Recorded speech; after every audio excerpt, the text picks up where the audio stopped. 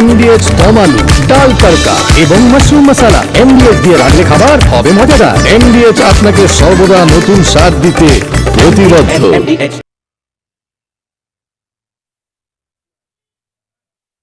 ঘণ্টাখানেকের হট্টমেলা নয়, আমার আপনার রায় নিয়ে খাপ পঞ্চায়েত নয়।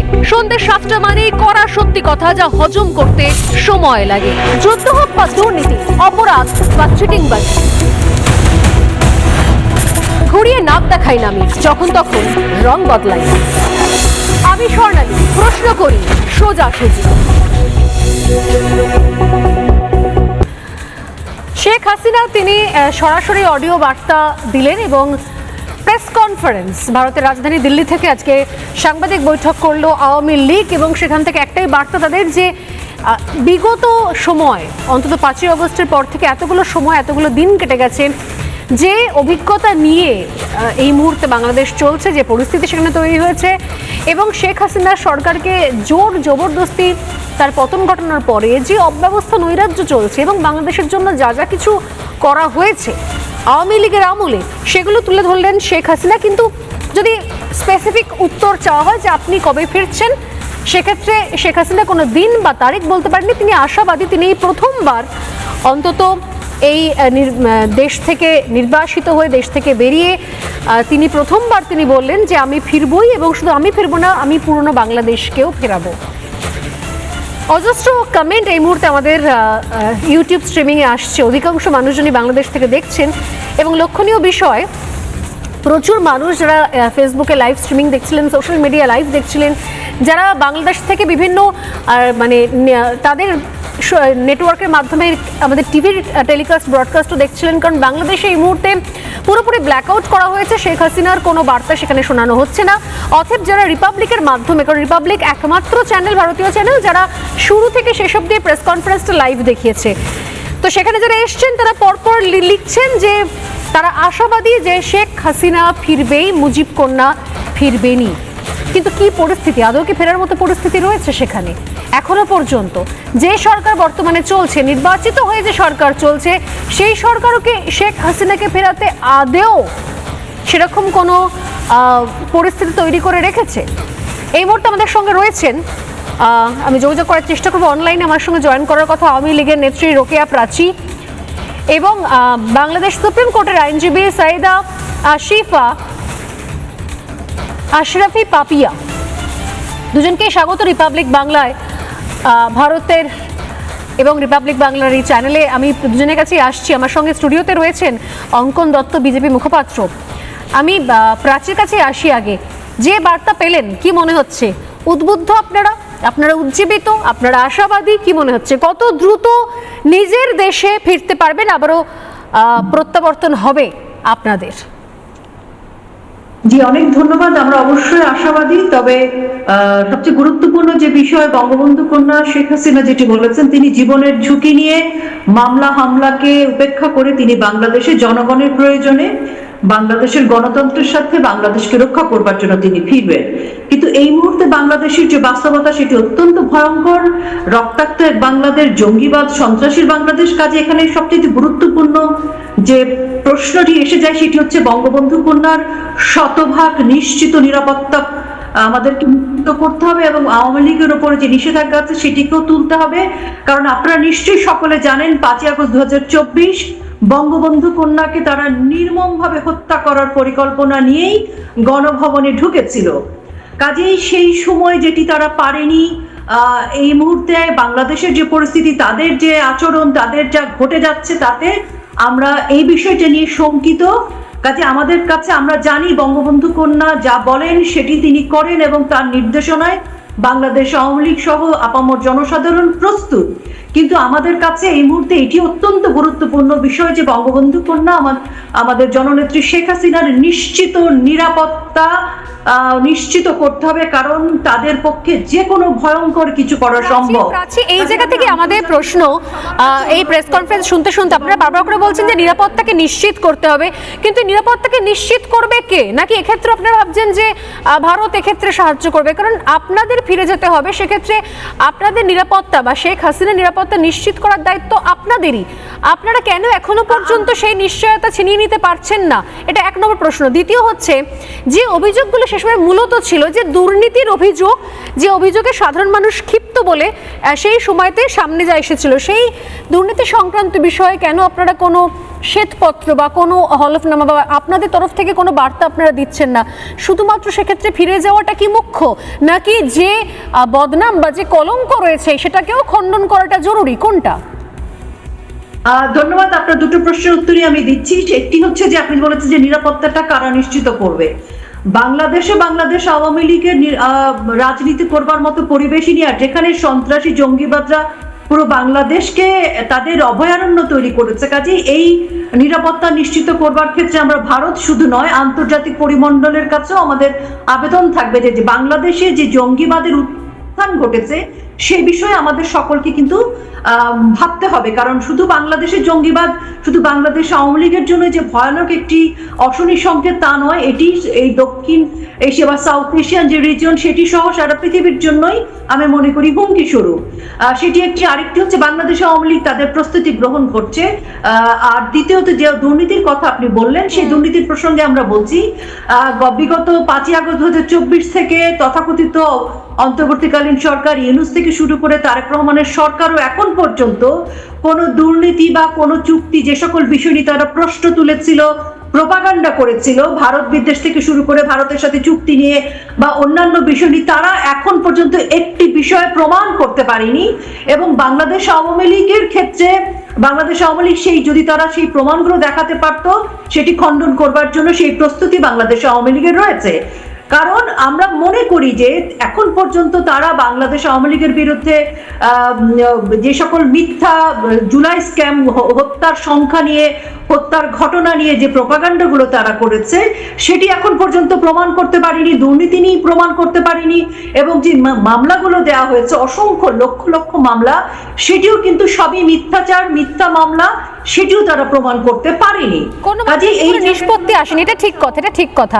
প্রাচী, আমাদের সঙ্গে একটু থাকুন। আমাদের সঙ্গে আশরাফি পাপিয়া রয়েছেন, সুপ্রিম কোর্টের আইনজীবী, তার কাছে আমি একটা রিয়াকশনই নেব। পাপিয়া, আপনি কি মনে করছেন এই মুহূর্তে জাস্ট মামলা নিয়ে শেষ করলেন রোকেয়া প্রাচী, তিনি বললেন যে এত মামলা করা হয়েছিল, একটাও তো নিষ্পত্তি হয়নি, একটাও তো কোনো প্রমাণ কিছু করা গেল না, কোনো সমাধান কিছু বেরোলো না, কিছু প্রমাণিত হলো না। সেই জায়গা থেকে বাংলাদেশে শেখ হাসিনার ফেরত যাওয়ার ক্ষেত্রে বাধাটা কোথায়? আওয়ামী লীগের কাছে এই মুহূর্তে সব থেকে বড় চ্যালেঞ্জ কি? শেখ হাসিনার বাংলাদেশে আসা কিংবা ভারত থেকে ফেরত আসা নিয়ে কোনো বাধার কিছু নাই। উনি বাংলাদেশে যে কোনো মুহূর্তে, যে কোনো দিন, যে কোনো অবস্থানে চলে আসতে পারেন। ওনার মামলার ক্রিমিনাল অফেন্স, ফৌজদারি অপরাধে যে হত্যা মামলার উনি দণ্ডপ্রাপ্ত একজন ব্যক্তি, এসে উনি আদালতে সারেন্ডার করবেন এবং উনি জেলখানায় যাবেন। যে তারপরে ওনার সেকশন 21 যেটা আছে, সেকশন 21-এর যে বিধান যে 30 দিনের ভিতরে আপিল করতে হবে, সেই মেয়াদ অলরেডি উত্তীর্ণ হয়ে গেছে। অতএব সেকশন 31-এ উনি আপিল করতে পারছেন না, তাহলে ওনাকে কাস্টডিতে যেতে হবে। কাস্টডিতে যাওয়ার পর উনি 401 সিআরপিসি ক্রিমিনাল কোড মাফিক উনি ওনার সাজা স্থগিত করার জন্য রাষ্ট্রপতির কাছে দরখাস্ত করতে পারেন প্রথমত। আর দ্বিতীয়ত, উনি সুপ্রিম কোর্টে আপিল করার মেয়াদ যেহেতু পার হয়ে গেছে, আইনগতভাবে উনি সেইখানে আর একটা দরখাস্ত দিয়ে, অ্যাপ্লিকেশন দিয়ে উনি কন্ডেমনেশন অফ ডিলে, মানে তার 30 দিনের ভিতরে যে আপিল করতে হবে, সেই আপিলের মেয়াদটা যেহেতু উত্তীর্ণ হয়ে গেল, সেই মাফিক সেই ডিলেটাকে কন্ডন করে রেগুলার আপিল করার সুযোগ পাওয়া যায় কিনা, এই মর্মে উনি সুপ্রিম কোর্টের উনি অ্যাপ্লিকেশন করতে পারেন। এটা হচ্ছে ওনার আইনগত প্রক্রিয়া। তো শেখ হাসিনা আমাদের বাংলাদেশের সরকার ওনার আসার ক্ষেত্রে কোনো বাধা প্রদানও করেননি, এবং উনি যে কোনো মুহূর্তে, যে কোনো সময় উনি বাংলাদেশে আসতে পারেন এবং তার বিরুদ্ধে প্রচলিত যে মামলাগুলো সাজা হয়েছে সেগুলোকে ওনাকে ফেস করতে হবে, প্রথম কথা। আর দ্বিতীয় কথা, করাপশনের মামলা নিয়ে রোকেয়া প্রাচী যে কথাটা বললেন, করাপশনের মামলা তো আর একদিনে 5 মাসেই তো আর হচ্ছে সাক্ষ্য প্রমাণ দিয়ে তৈরি হয়ে যায় না। যে কোনো জিনিস ওই আওয়ামী লীগ ঠিক যেভাবে বিচার ব্যবস্থা করে কাঙ্গারু কোর্টে বিরোধী দলকে দমন করার হাতিয়ার হিসেবে জেল জুলুম জরিমানা করেছে, বর্তমান সরকার ওই রকম কোনো প্রক্রিয়ার সাথে বিচার ব্যবস্থার সাথে জড়িত হতে রাজি না। পাপি, আমি আপনার অনুমতি চেয়ে একটা প্রশ্ন করতে বাধ্য হচ্ছি। আমি তো ভারতের সাংবাদিক, এই জায়গা থেকে আমাদের দেশ থেকে একটাই প্রশ্ন করছি, আমি জানি না আপনার দেশের আইন ব্যবস্থা কিভাবে চলে, কিন্তু আপনি বলছেন দুর্নীতির ক্ষেত্রে রাতারাতি এত দ্রুত তো কোনো রকম আমরা প্রমাণ করতে পারি না, এত দ্রুত তো কোনো সমাধান সূত্র বেরোয় না, আমরা তো কোনো না, কিন্তু দুর্নীতির ক্ষেত্রে আপনারা কিছু প্রমাণ করতে গেলে, সাক্ষ্য প্রমাণ জোটানোর ক্ষেত্রে আপনারা এতটা সময় লাগছে, অথচ দেশের একজন প্রধানমন্ত্রী, প্রাক্তন প্রধানমন্ত্রী, তাকে দোষী সাব্যস্ত করার ক্ষেত্রে আপনারা এক বিন্দু সময় নষ্ট করলেন না, সেক্ষেত্রে আপনারা সমস্ত প্রমাণ রাতারাতি জুটিয়ে নিলেন এবং আপনি বলছেন যে ওনাকে গিয়ে সারেন্ডার করতে হবে। নিরাপত্তা দায়িত্ব কি বর্তমান সরকার নেবে? উনি যদি সারেন্ডার করেন, বছরের ভিতরে অন্তর্বর্তীকালীন সরকার ডক্টর ইউনূস যে 5 জুলাই আগস্টের অভ্যুত্থানের ভিতরে যে হত্যাকাণ্ডগুলো করেছে, সেই কতগুলো বিচার ব্যবস্থায় বিচার 1.5 বছরের ভিতরে কিছু কয়েকটা খুব সীমিত আকারে চলমান প্রক্রিয়ায় ম্যাক্সিমামই 2-1টা সাজা হয়েছে।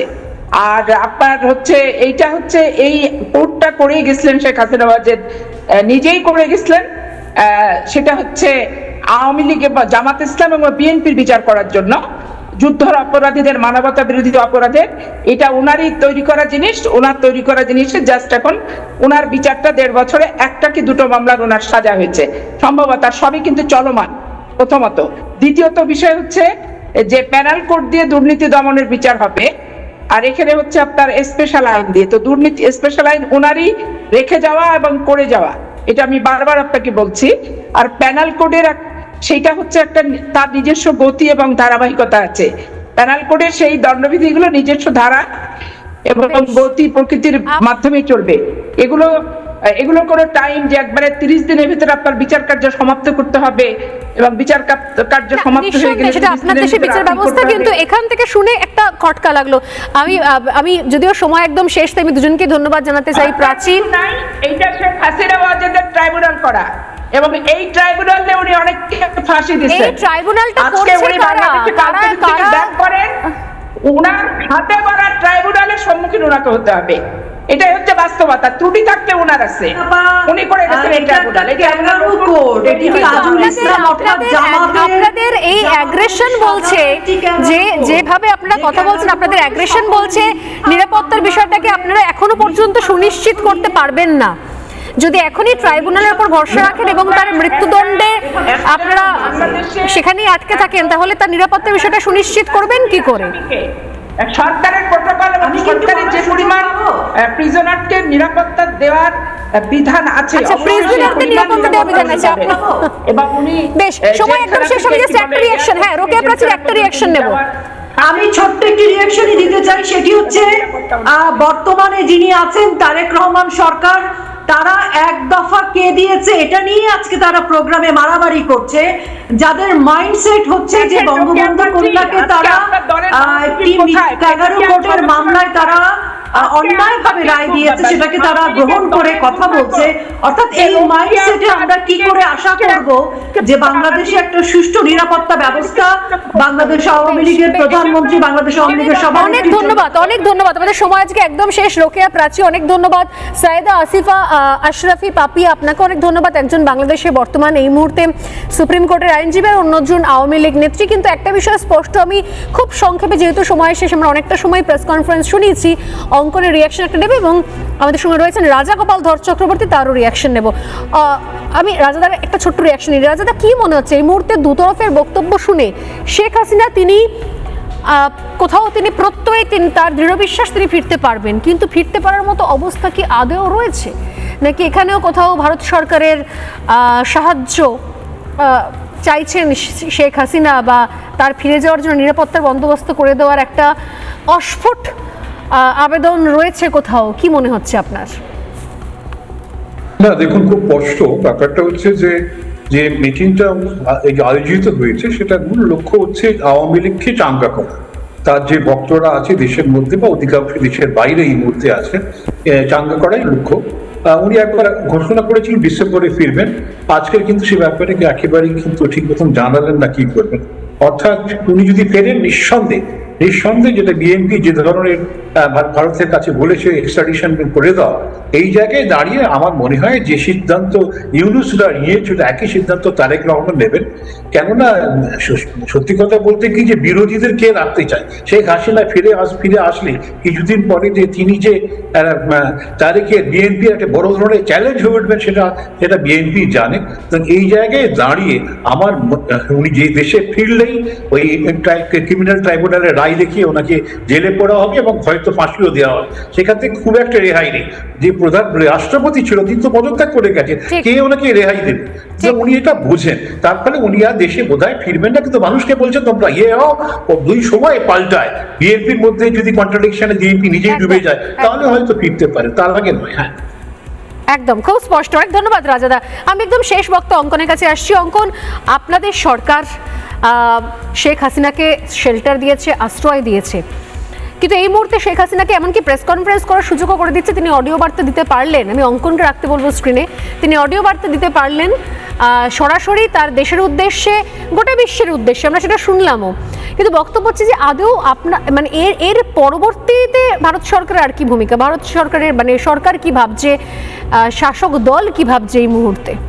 দেখুন, ভারত রাষ্ট্র হিসেবে সর্বদা বাংলাদেশের স্বাধীনতা, মুক্তিযুদ্ধ বা যে কোনো প্রাকৃতিক দুর্যোগ বিপর্যয়ের সময় আমরা পাশে ছিলাম বাংলাদেশের, এবং এখনও আছি। কিন্তু দুর্ভাগ্যের বিষয় হচ্ছে বাংলাদেশে যখনই কোনো রাজনৈতিক অভ্যুত্থান, রাজনৈতিক আন্দোলন, রাজনৈতিক কোনো কর্মকাণ্ড হয়, সেই কর্মকাণ্ডের বলি পড়তে হয় বাংলাদেশের সংখ্যালঘু হিন্দুদের। যে কোনো রাজনৈতিক আপনি অভিঘাত দেখুন না কেন, এই যে গত 2 বছর আগে যে ঘটনা ঘটেছিল, তার সবচেয়ে বড় মানে আক্রমণের শিকার কিন্তু বাংলাদেশের সংখ্যালঘু হিন্দুদের হতে হয়েছিল, এবং আজকে পর্যন্ত এখনো চিন্ময় কৃষ্ণ প্রভু এখনো কিন্তু জেলের মধ্যে রয়েছেন।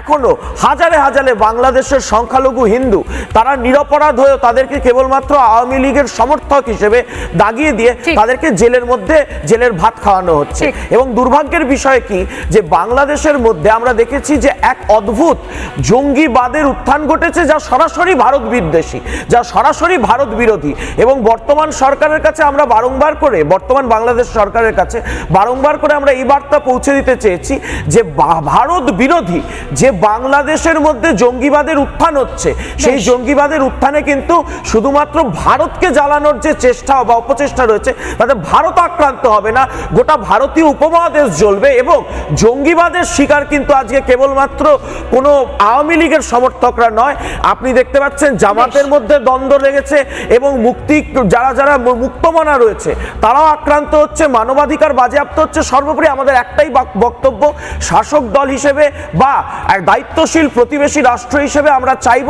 বাংলাদেশে সুস্থ একটা গণতন্ত্র ফিরে আসুক, এবং যদি শেখ হাসিনা সেখানে যেতে চায়, ইউনাইটেড নেশনস থেকে শুরু করে বাদবাকি যে সমস্ত আন্তর্জাতিক সংগঠন আছে তারাও পদক্ষেপ নেবেন বলে আমরা আশা করছি। অনেক ধন্যবাদ অঙ্কন। আপাতত এখানেই শেষ করছি।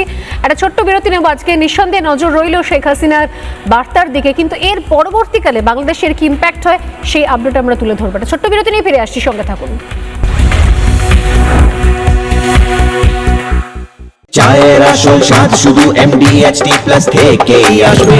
মাথায় দেখো লবঙ্গ এলাচ দিয়ে ভরপুর MDH T+ মশলা। MDH